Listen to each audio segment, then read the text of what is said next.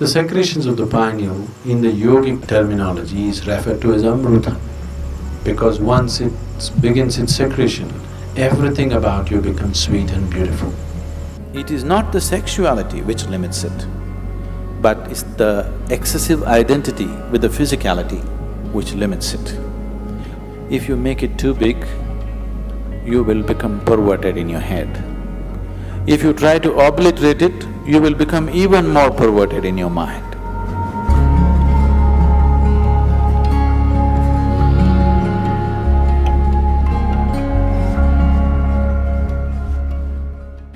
A 92-year-old man went to his doctor for a full medical checkup.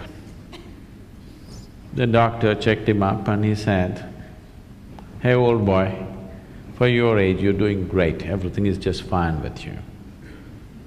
But the man asked, "But doctor, what about my sex life?" So the doctor asked, "Thinking about it or dreaming about it?" The more you try not to think about something, the more you will think about it. This is the nature of the mind. So there are many reasons why one indulges in sex. For some, it is just pleasure. For some, it is a way of building this bond and companionship. Otherwise, people feel they're going away from each other. They may be just fine, but a lot of people, it is psyched in their mind that if they're not sexually involved, they're actually moving away. Not true. You can be very close to somebody and need not be involved in any physical manner, isn't it? But societies are psyching, especially in this part of the world, people are hugely psyched. If there's no sexuality, you don't really have a relationship. In fact, the word relationship, it took me some time to understand that here, if you say a relationship, you're supposed to understand it's sex-based relationship. Nothing else is a relationship. If I can have a very strong relationship with you and not be concerned about your body, isn't it? I may not be drawn to your body in any way, but I can have a very powerful relationship with you. But all those possibilities are completely discounted. A relationship means you must be in some way physically involved, man, woman, or man, woman, woman, whatever you like. Essentially, it's body-based. What kind of body is individual choices, but essentially it is body-based. This has happened because somewhere our identification in the body has gone beyond normal levels of identity. It is excessive identification with the body. That is why body-based relationships have become the crux of the society. One who is too identified with your physical body naturally is sex-driven, because that is the highest thing that he knows. There are ways we can make you find something which is far bigger than this. Once you taste something better, I don't have to tell you, give this up or give that up, it'll anyway fall off, isn't it?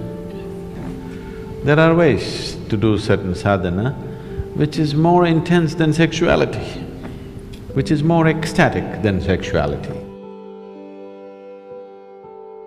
On one level, if you look at it, all dimensions of yoga, one way or the other, are ultimately trying to activate the pineal. Because once it begins its secretion, everything about you becomes sweet and beautiful. It creates a whole inner pleasure, which makes all the outer pleasures look like kindergarten stuff.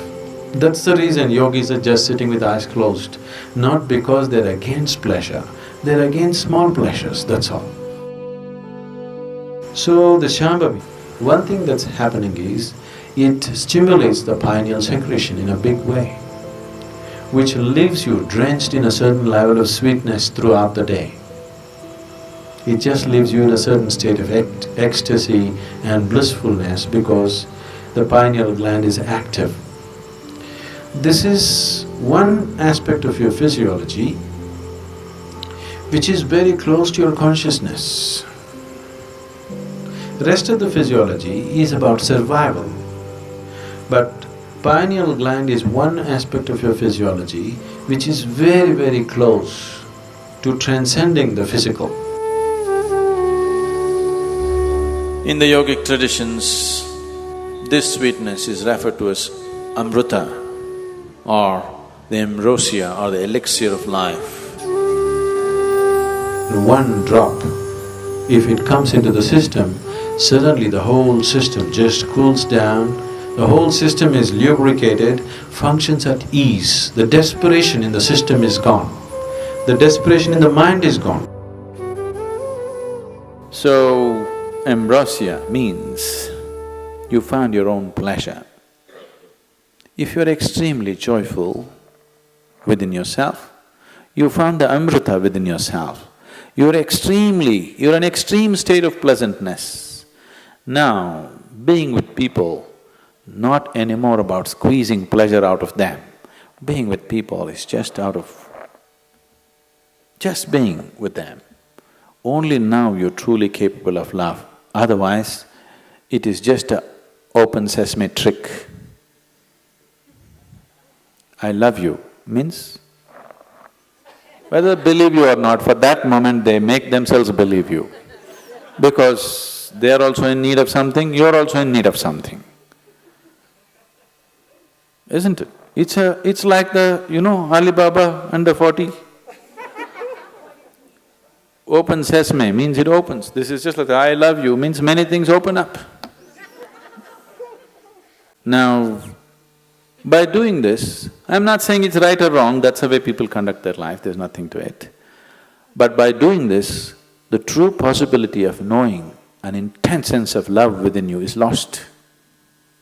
You're here constantly looking, what can I get out of this person, what can I get out of that person? This is a con job. It's called a love affair. But it's a con job.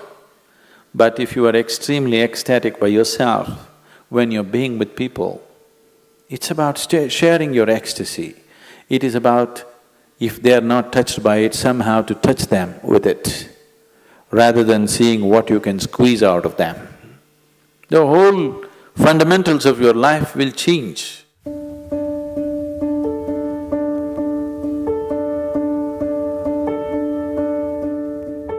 Yes and no. In the sense, it is not the sexuality which limits it, but it's the excessive identity with the physicality which limits it. So, it is not sexuality per se which becomes the barrier, but the attachment it creates to the physicality which definitely becomes the barrier. This question is coming from a certain amount of bits and pieces, the gossip that you have heard about how you could assimilate your own semen and raise it up to your higher possibility. Yes, it is true. At the same time, it is not because of abstinence that one does it, it is because of internalizing your energies that you do it. It is not simply that somebody is abstaining from sex and suddenly his energies are all organized and it's going up. It's not true. If your energies get organized and begin to move up, the need for sexuality may evaporate for you, but it doesn't leave you incapable. It doesn't leave you impotent, but the need is gone. It is just no more a compulsive thing. And it is not just this one thing, all compulsiveness is lost. Essentially, most of the sexuality that's happening on the planet is happening because of a certain compulsiveness, isn't it? It's a compulsive drive.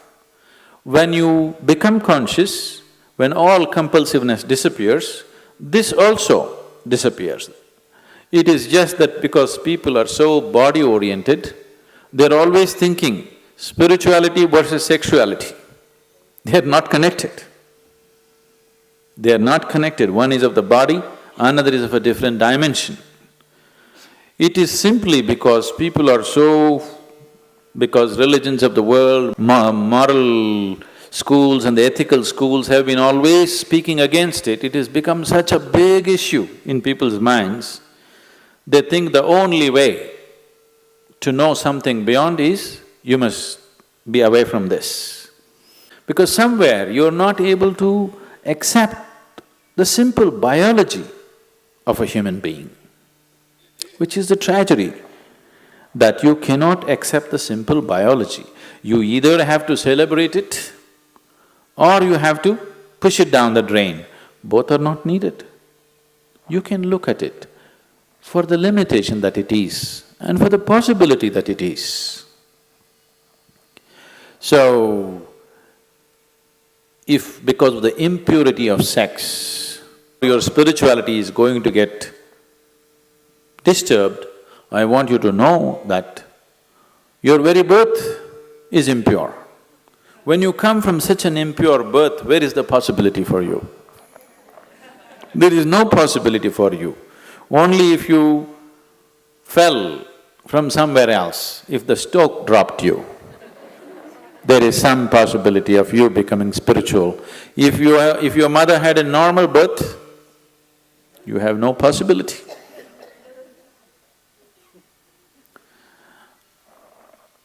A 6-year-old girl came home one day from school and asked, "Mama, how was I born?" The mother was embarrassed. She said, "A stoke dropped you." She said, "Okay." She noted down. "Mama, how were you born?" "A stoke dropped me too." "Mama, how was grandmama born?" "A stoke dropped her too." Then the girl became serious and she went down and sat down and started writing something in her homework. Then the mother was feeling uncomfortable, she finished her cooking and then the girl had finished her homework and left the book there, she went and read. So the essay was about the family tree. So the girl had written, "For 3 generations in my family, nobody had a natural birth."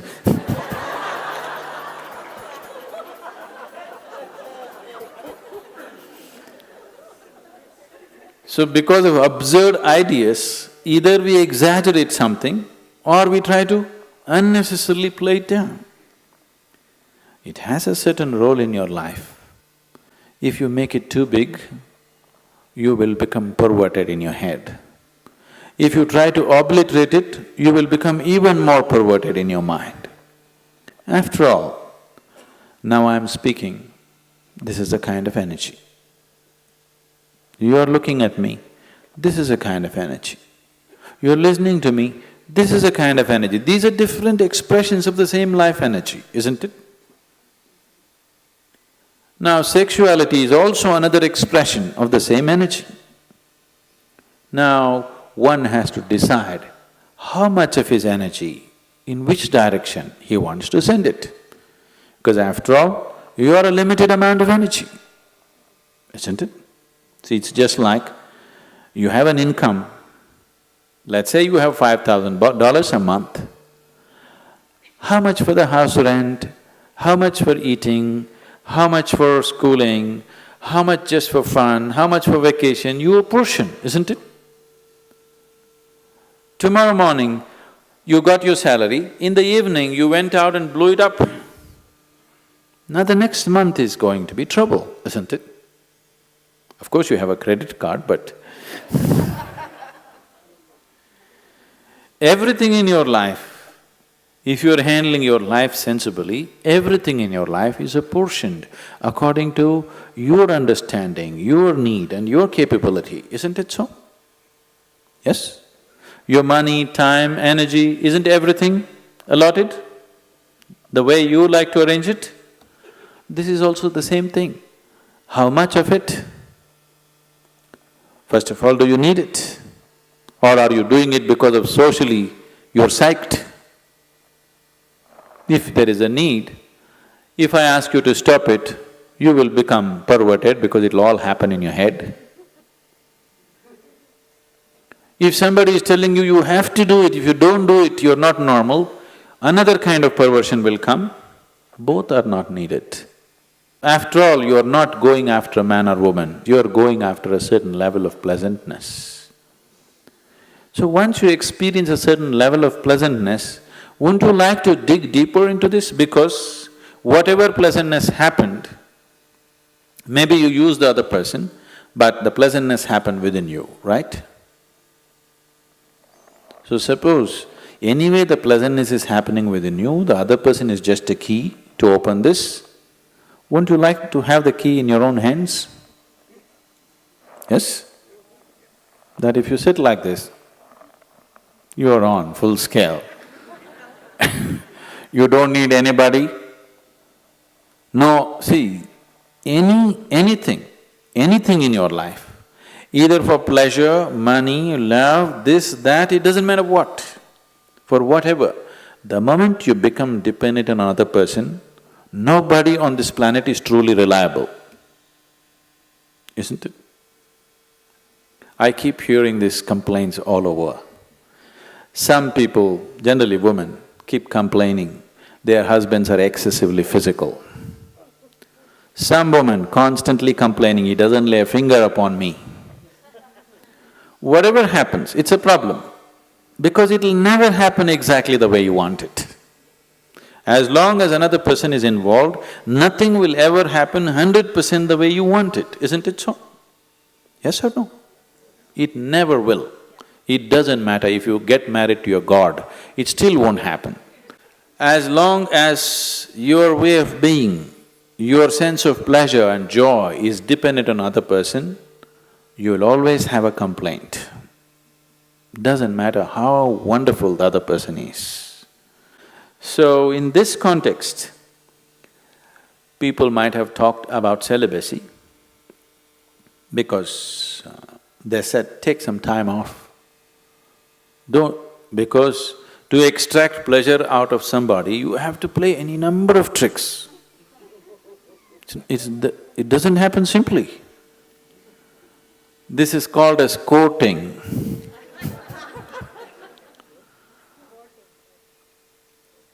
Once you go to the court, the judgment day will come.